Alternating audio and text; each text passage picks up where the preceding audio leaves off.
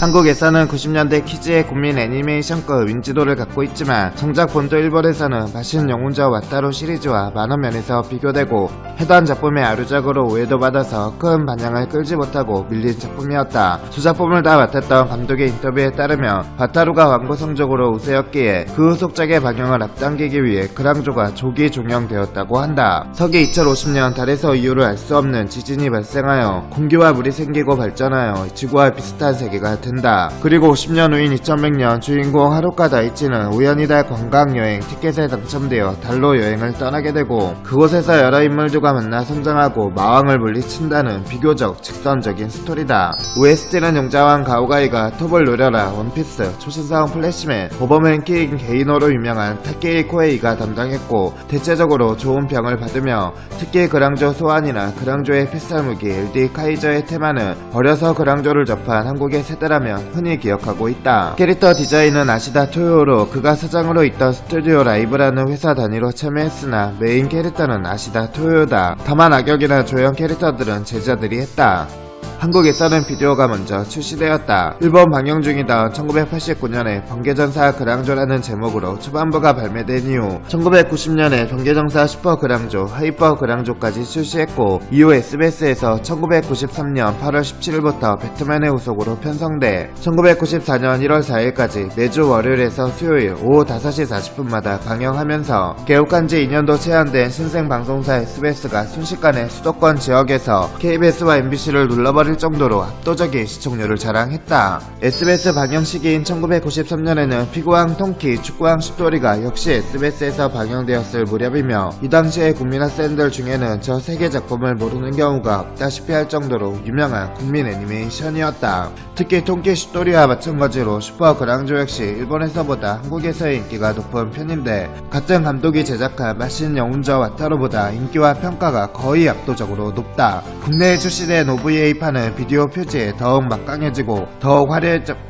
더욱 화려해진 하이퍼 포세이돈, 하이퍼 피닉스가 등장한다고 거짓말을 했다. 이 허황된 정보에 속아서 모험평까지 본 사람들은 로봇 젖둔씨는커녕 나오라는 로봇은 안 나오고 웬 괴상한 악역 메카만 등장해서 황당해했다는 후문이다. 소설판도 국내 출시되었는데 빛의 용사 그란조토라는 제목의 해적판이 나왔고 드래곤보이라는 제목의 또 다른 버전도 있다. 덧붙여 드래곤보이의 경우 주인공 장문우의 이름은 김용이고 나머지 등장인물의 이름은 원판 이름 그대로 나왔다.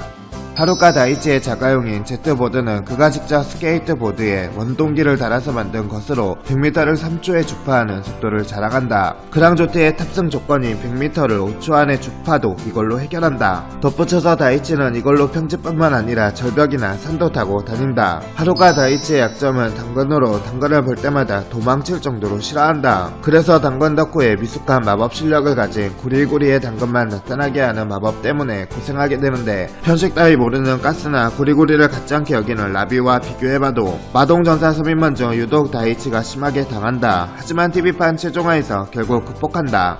야마모토 가스는 설정상 다이치와 동갑 내기인데 은근히 사기 캐릭터이다. 특히 완력부터가 일반인을 초월했는데 3화에서 다이치와 자동차 부품을 구하러 가던 중 격투기 대결에 휘말렸는데 손날치기로 테이블을 베는가 하면 덩치 큰 어른을 격투기로 이겨 먹는다. 대식가인데 24화에서 사동전사 3인방의 주술로 달 표면에 날아갔을 때에는 무려 햄버거를 30개나 먹었다고 한다. 야마모토 가스는 손오공에서 발매한 조립식 완고의 동봉된 설명서에 적기 이 작품의 줄거리에는 중국에서 왔다고 나와있다. 야마모토 가스는 윈저트를 모티브로 하여 제작한 바람의 사동왕 하비장과 1대1로 제대로 겨뤄본 적이 없다. 그나마 23화에서 1대1로 겨루는 장면이 나오기는 하지만 어디까지나 23화의 주요한 스토리라인은 마동전사를 달 표면으로 보내는 것이므로 윈저트와 하비장의 겨루는 장면은 아주 짧게 나온다. 나비는 엄청난 마법의 가문의 외손자였고 후반부에 밝혀지는 본명은 마리우스 폰 라마스로 그래서 유일하게 지구인이 아닌 마동전사이고 어릴 때 부모를 잃어버려 3명의 마동전사 중 유일하게 정확한 생일과 나이는 알 수 없으나 설정상 다이치, 가스와 11살 동갑내기로 설정되어 있긴 하다. 그리고 이름에서부터 어떤 속성인지 짐작할 수 있는 다이치와 가스에 비해 본명으로 봐도 유일하게 이름의 물의 전사라는 힌트가 전혀 없는 캐릭터다. 이 작품은 특정한 히로인이 없는 만큼 매 에피소드마다 여자 캐릭터가 많이 나오는 편인데 나비는 일단 미녀를 좋아하는 성격이라 이쁘기만 하면 작업을 걸고 본다. 하지만 오히려 그런 바람둥이 같은 행동 때문에 사실상 제대로 플래그를 세워본 적이 없다.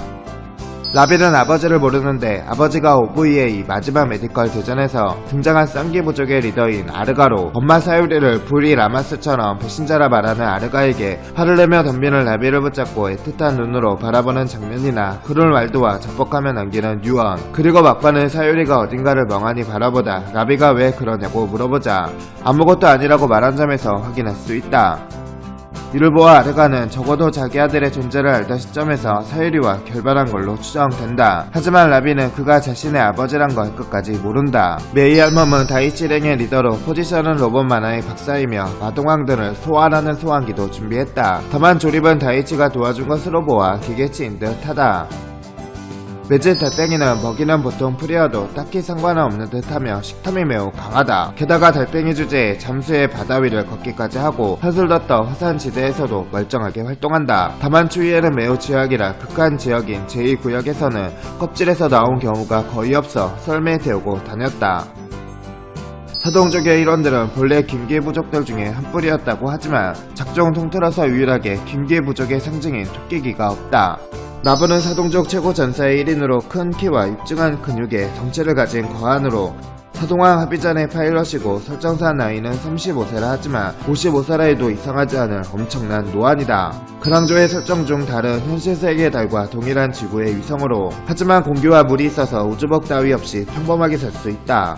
작종 시간대에서 50년 전에 달에서 이유를 알 수 없는 대교변이 일어나 달 탐사 기지가 붕괴하는 사고가 발생한다. 하지만 달 기지에서 튕겨나간 인원과 우주복 헬멧이 부서진 인원들이 숨을 쉴 수 있는 공기가 생겼다는 걸 알게 되면서 놀라고 그곳에서 서동적으로 추정되는 어떤 존재가 튀어나오는 걸 목격하게 된다. 아무튼 이 사건 이후 다른 지구인들이 적극적으로 이주를 시작해 마을과 도시가 생기고 관광지로도 각광받게 된다. 분기만 생긴 게 아니라 중력도 지구와 동일해졌다고 한다. 지구 달을 잇는 셔틀도 비행기처럼 운항되는 듯하고 지구에서 본 달의 모습도 현실과는 달리 하늘의 지구가 하나 더 떠있는 것처럼 보인다. 주인공 다이치는 상점가에서 달 관광 티켓에 당첨되어 여름방학 동안 달에 가게 된다. 가끔 머리에 토끼기가 달린 토끼 인간을 봤다는 소문이 달 주민들 사이에서 돌고 있다. 그랑조의 큰 세계관인 라비루나는 달 내부에 5개의 구역으로 나뉘어져 있고 제일 구역에는 빛의 탑이라는 것이 있다고 한다.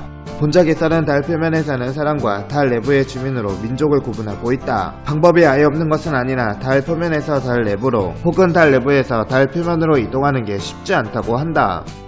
하려면 나름대로의 복잡한 과정을 거쳐야 하는 듯하고, 그렇지만 사동 제국을 격파시키면서 성제 루나와 달 표면을 자유롭게 다닐 수 있게 되었다. 각각의 구역에는 그 구역을 지탱하는 기둥이 존재한다. 주인공 오이는 이 기둥을 도장 깨기 형식으로 찾아가며 기둥을 찾은 후 어둠의 마법진을 걸어 사동족의 마법으로 망가져가는 기둥을 빛의 마법진으로 바꿔 치유하고 다음 구역으로 넘어가는 방식으로 점점 달 내부로 들어간다.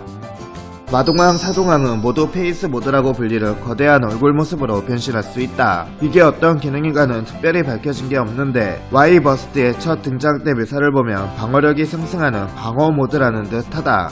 원래 사동신도 페이스 모드로 변형할 수 있었으나 과거 대전에서 사지가 모두 파괴되고 닥터 바이블이 만든 사지를 장착해 사용하게 되면서 변형할 수 없게 됐다.